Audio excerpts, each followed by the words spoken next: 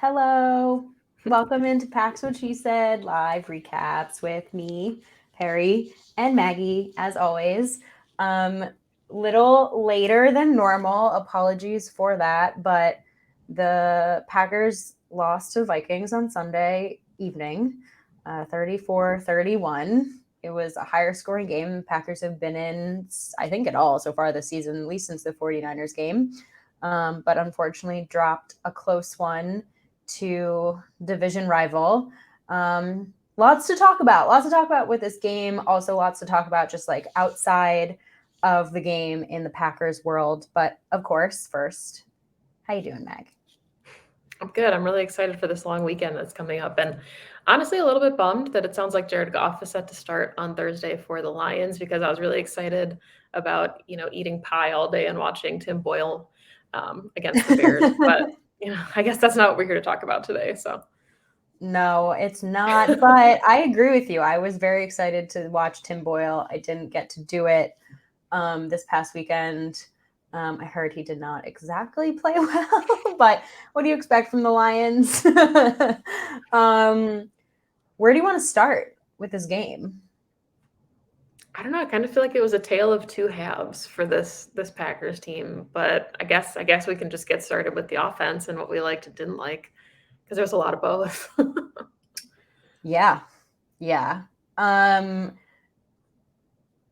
I think you're spot on with the tale of two halves, and I've been thinking about it a lot. And when Rodgers and the rest of this offense play within the structure of what Matt LaFleur's play calls are, this offense, I'm about to curse, fucking rocks. And it's Yeah. so good and runs so smoothly. And I think that was the biggest difference in my mind. And I tweeted this out, and it was really just it was a rhetorical question, but everyone had some very interesting answers underneath it. But why just not start out that way? Right? Like, I have a couple of theories and we can probably discuss what we think. But after the middle of the second quarter, the offense was humming, just running so well and so smoothly. And Matt was getting in his bag with some of those play calls. And it was fun to watch. But the first quarter was just this weird, it looked like Mike McCarthy again. Well, and I think it's really interesting too because in the post-game pressers, Aaron Rodgers had said last season, you're the number one offense in the NFL, and the first 15 to 20 scripted plays are on fire. Like the Packers started hot almost all of Yeah. last season. So it's such a weird 180 now to be in this season and have them unable to get things rolling. Like, is it the way that the script is being written up? Is it that Rodgers is changing plays? I'm very curious about what is actually changing. I didn't even think of that. It's so true. It's like the complete inverse. I mean, my thinking has been that the Packers are going into games with similar scripting to 2020, and defenses just kind of have their number. And so then they have to make adjustments off of what the defense does in those first two drives. That seems to fit a little bit more. But I also feel like we're going to week 12. Like, at this point, if you can see what's working, why not script that for the first drive or two? I think a part of it is probably Rodgers making checks at the line that just aren't working. Yeah, I mean, I think a lot of it too is just I don't think the offense has looked the same from week to week as far as personnel on the field. They've had some serious injuries. We talked about what the offense was missing with MVS and how the cover two look is a lot harder to beat when you don't have a deep threat because then it's a lot easier to kind of shadow Devontae, whatever's happening on the field. So I kind of feel like this Vikings game was like the first glimpse we've seen since maybe the first couple weeks of the season at what a full Yeah. LaFleur offense can look like, which is really unfortunate because, now you lost Elton Jenkins. But when Aaron Jones comes back, when Allen Lazard comes back, I think the offense can be humming the way that it was this last week. Yeah, I think Matt LaFleur also got to use some pieces that we haven't been able to see in a while. And maybe it's just out of necessity because of some of the injuries. But you got, Josiah DeGuara's first career touchdown. You have EQ with some, I don't know, really interesting routes. And then, yeah, you get your basic, Devontae MVS up. I feel like Rodgers also eventually started to like really kind of deliver the ball across all of his playmakers instead of force feeding. Obviously, Devonta had a huge game. Like I said this when I recorded Pack a Day this week. Like this was a wide receiver clinic. If you want to see like the best wide receiver play of the weekend or like maybe even of the season, like just go watch Justin Jefferson and what Devonta Adams did on the field. But Rodgers was really like distributing the ball pretty evenly. Yeah, and I mean, he had a vintage Rodgers performance where, he threw 4 touchdowns, best passer rating of the season. And I mean, it's just really interesting that, we keep going back to, you put up 3 points, which I was really impressed, of course, after that first field goal that was a 54-yarder. Everything looked really good. And then you miss a chip shot, and it's like the wheels fall off for a little bit. And it's just like, where is the consistency? Because then, the last 4 possessions, the Packers score touchdowns. And it's like, if Yeah. any of these things could just click a little bit earlier, Rodgers said in his presser, like, we could have put up 40 points pretty easily. And they absolutely could have. Yeah. Yeah. I mean, I just think the slow start, some of the penalties from the offensive line, obviously the missed field goal. I mean, you make that field goal and it's a completely different game because the Packers are likely leading and the Vikings are going for the tie to overtime, not the field goal to win it. Like it's a completely different outcome. And so you actually gave the Vikings the power at the end of that game. And like, I mean, kudos to Mike Zimmer for finally being the one to like run the clock down and not give Aaron Rodgers the ball, like learning from what the 49ers game ending was. And that's just a division opponent, like knowing you so well. And I think Rodgers has said multiple times how much respect he has for Zimmer's and that like mind game that they have back and forth. I don't know. I think I want to get your pulse on this. Like, are you concerned about the defensive performance giving up 34? Or because I'm not. I personally feel like this defense is still playing at a really high level. Obviously, I mean, Justin Jefferson, Adam Thielen, Delvin Cook. Kirk was performing incredibly well under pressure. Like how much the pass rush like was getting home. Kirk was just beating the blitz basically. And I feel like I'm not taking this game from the offense and the defensive side too seriously. Like they just lost a close one and it is what it is and these games happen. Yeah, I mean, I think this is one of those games where looking back, like, when the season ends, it'll be in the same category as like Cincinnati, where, that one could have gone either way. Because the Packers have been in a number of really close games, Arizona, San Fran coming down to the wire, where, one of any 10 things happens and it's a completely different outcome. So not to say the Packers are a lucky 8-3 team because they absolutely have the talent to back up their record. But, the Vikings have also been in 1-score games pretty much all Yeah. season, except Yeah. for one outlier. So, you knew going into it, especially against a division opponent, that they were going to be tougher than their now 5-5 record. And now they're a wild card contending team with a wild card spot. So absolutely, the game later on in the season, I think it's week 17 at Lambeau, is going to be even more significant now. Yeah, 100%. I agree. I think like the Packers tend to win those close scoring games 9 times out of 10. This is just the 1 time out of 10 that it goes the other way. And if anything, I think getting the offense in the rhythm that we saw it in is a positive takeaway, win or lose. I'm excited. I mean, I thought AJ Dillon quietly played a very nice game as his first, NFL start, I guess technically is what that was for him. Same with Patrick Taylor. So lots of good to come out of it, even though it's technically a loss. Yeah, and I thought it was interesting too. Like, I can't remember which reporter, it might have been Rob Domofsky asked, but they were like, hey, Matt, is there any concern that it just kind of feels like all 3 phases aren't clicking at the exact same time, right? Like, there's been games this season, even last week, where the offense only puts up 17 points and the defense pitches a shutout.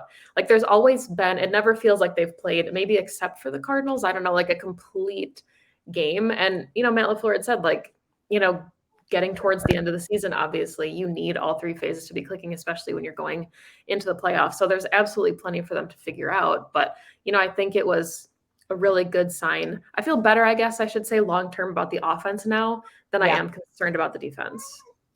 I can hear what's going on with Brett. I'm sorry. We've got some meowing going on and a needy boy. Should we say hi? Yeah. Hello.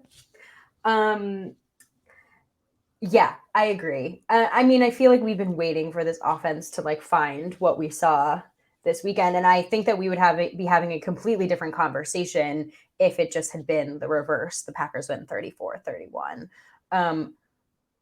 Are we concerned at all? We can talk about injuries in a second. Are we concerned at all about the way Rodgers played at the beginning of that game? Like, is that something to note, or is it just it is what it is, and he turned it on at the end, and there's nothing really to worry about? I think it's kind of just the offensive inconsistencies again. I don't know if that's again him like checking at the line or if that's the way that they're scripting the offense. Because when you ask Rodgers about it, like he had mentioned that the slow start is something that LaFleur is going to want to look into. So he was very like direct in the way he said that, where like, with the script, it's something LaFleur is going to want to kind of look at. He didn't say anything about like him, which he would never say, like, yeah, I changed all the plays and they were Yeah, bad he would plays. never take responsibility for that, I don't think. But I mean, I know in the DMs we were kind of like annoyed by the consistent deep shots to MVS, but then of course towards the end of the game we saw them start working. So I don't know if it's just one of those things where they're trying to set up looks and be religious with doing that so that it finally does pay off, because at the end of the game it ended up working, and the Vikings had to respect it because they knew the Packers were going to keep coming back to it. Yeah. Okay. I don't want to talk about Elton. It makes me sad. Favorite play of the game? I know we don't have the screenshots, but We'll probably have the same one, but it was absolutely the option, Randall Cobb to AJ Dillon. That was a thing of beauty, and we've been talking about it on the show all season with some variation of pony package with AJ and Aaron Jones, and Randall Cobb was back there for a couple, even though that's not technically a pony package. But all the different looks they get out of having two players in the back with Rodgers, and we saw another one of those. What would we call that? Donkey package? Just an off-brand pony. Sure. Sorry. Yeah, I think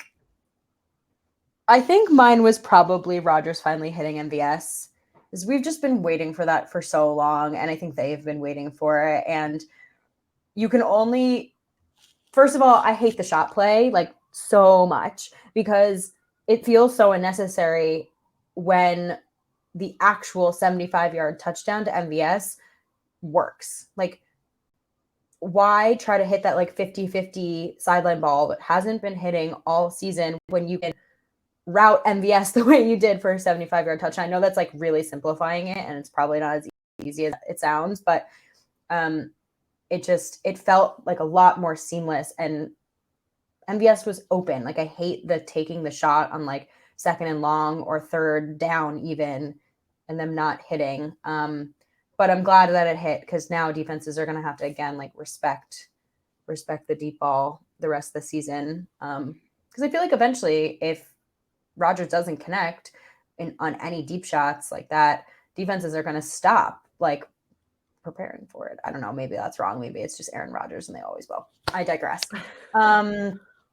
All right. Yeah. This game was not for, Packers have had, I think, a season ending or a significant injury to a significant player in every single game this season. This game was not an exception to the rule. And the Packers lost Elton Jenkins for the season with an ACL tear. Brutal. I mean, like, really, I think of all of the injuries, this one hurts the worst in my book. Mainly because David Bakhtiari, when he does come back, great, he'll take over at left tackle, but Packers need Elton inside. They just do. Yeah. And I mean, I think, not only are you losing all that versatility, but not to look too far ahead into the future, but you're losing him for a significant chunk of the 2022 season as well. I mean, we saw David Bakhtiari on New Year's Eve with that injury, and he potentially will be coming back maybe after the bye week. Sounds like he got kind of a scope done on his knee to kind of clean things up. And it wasn't a setback, more or less, just, them getting him kind of in, I guess, good shape to be ready to make the stretch run. But we've seen how long it's taking him to come back from the ACL. And it's not that he's outside of a normal recovery window. It's just to now put that timeline on Elton when it's late November. Yeah. You think about, not getting him back until Thanksgiving time again next season. And he was going into potentially a contract extension kind of season, which is another unfortunate side of this for a player like that who's young and in the prime of their career. Yeah, it's really brutal. Really brutal. And I'm sad for him. And he's just been so solid and key. And now the Packers have, 3 of their starting offensive linemen that are hurt and not playing. And that is significantly going to impact what they're able to do. Yeah, and there's nothing like Aaron Donald coming to town to just. Oh my God, they're already so banged up. Like, stop. I know. And I mean, it's, I think this is just a real like test of adversity right now. One of the comments, from Twitch is how much adversity does the team need? And really it's, it's the next man up mentality has been a thing all season, but now you're talking about Matt LaFleur has never lost back-to-back games in the LaFleur era in the regular season. Well, you dropped one in Minnesota, and now you've got the Rams team. We talked about this too on Packs What She Said, where everybody, I think the last 4 weeks have been coming off a bye when they play the Packers, and the Packers are just gimping towards their bye, working really hard to get there, banged up every time. And then, I mean, it makes what they're doing even that much more impressive. Yeah. Being 8-3 and still completely within the realm of claiming that 1 seed. I've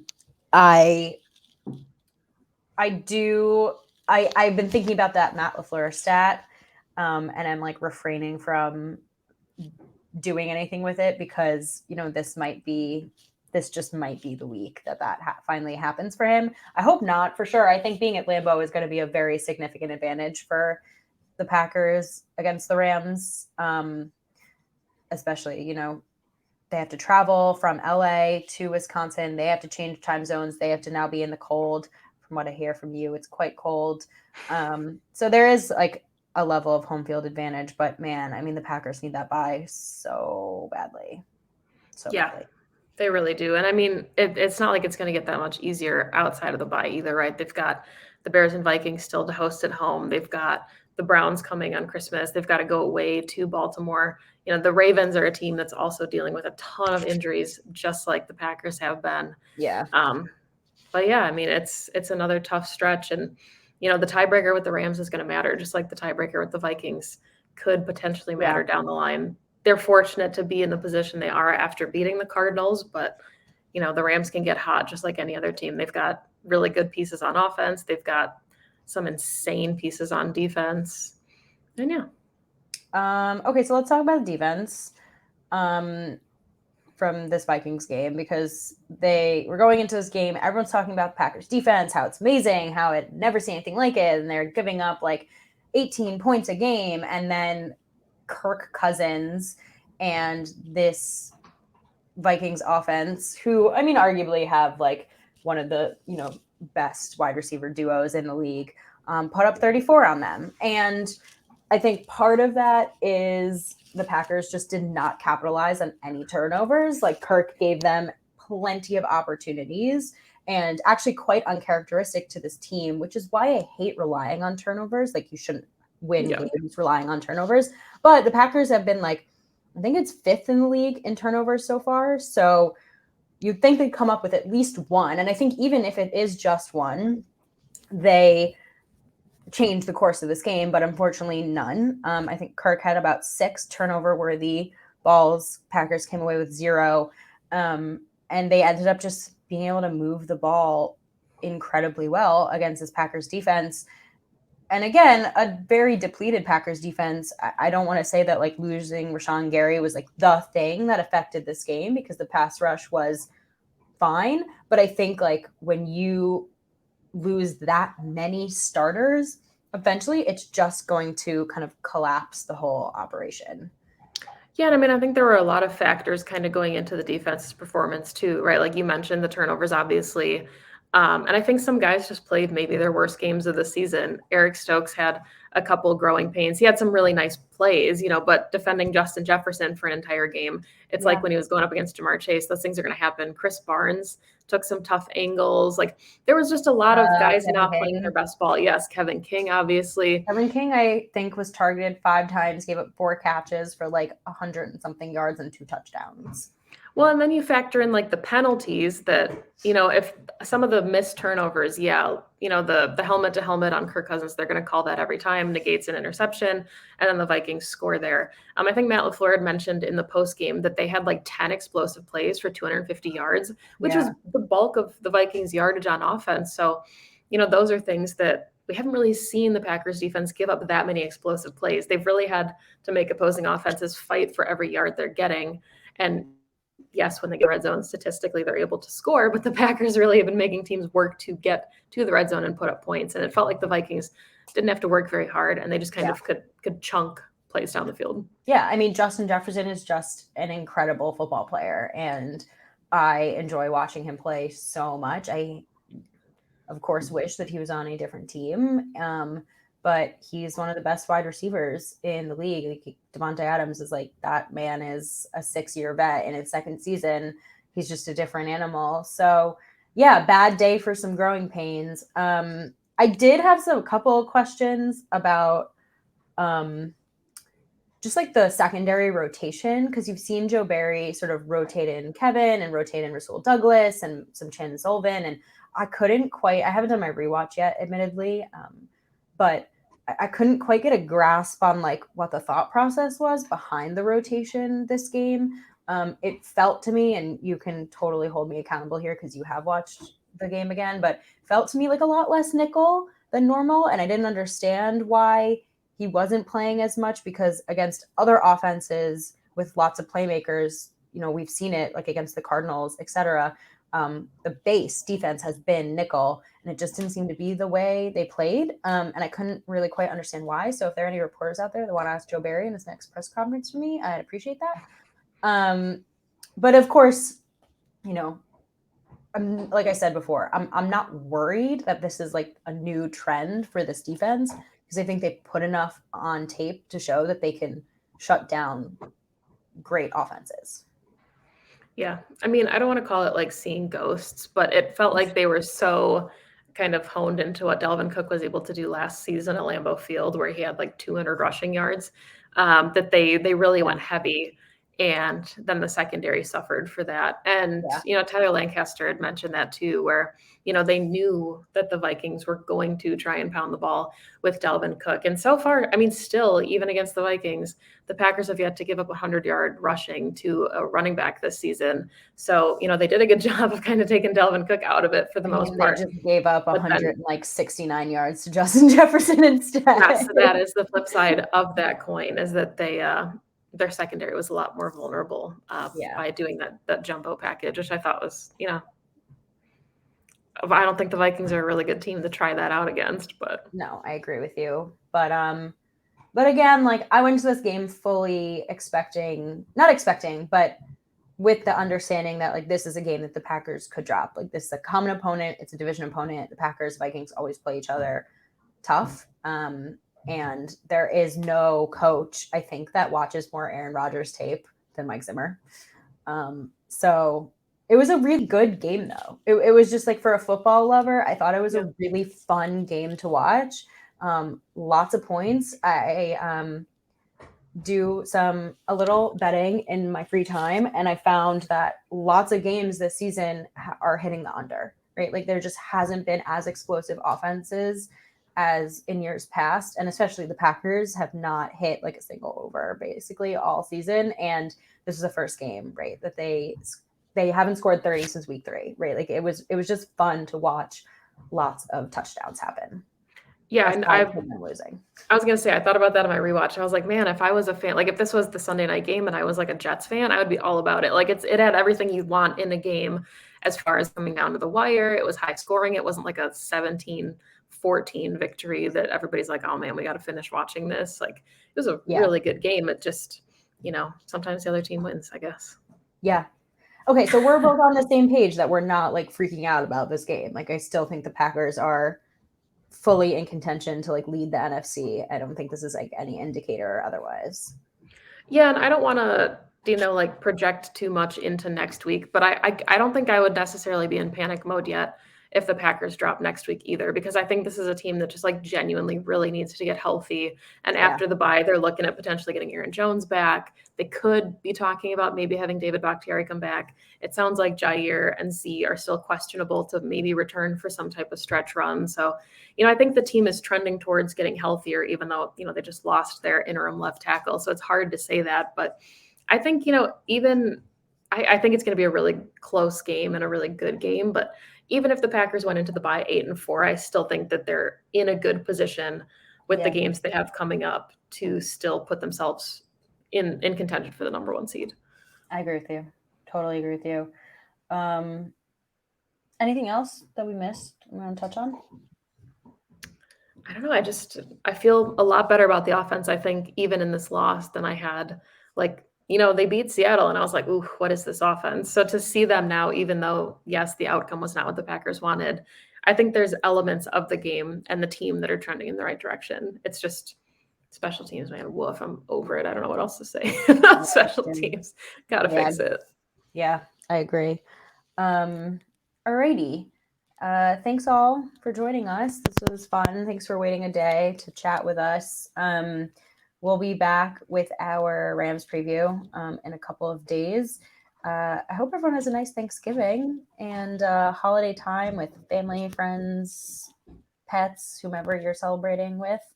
Don't forget that we are partnered with Manscaped, and they have some really fun Black Friday and holiday sales going on. So you can use the code. I know we're both like, hee. Use the code PWSS20 at Manscaped for some discount and free shipping. And don't panic. I think that's my takeaway from this game is close, hard-fought game, and the Packers just happened to be on the wrong side of the coin here. So go Pack go. Happy Thanksgiving, and we'll see you all next week to recap the Rams game. Yeah, go Pack go.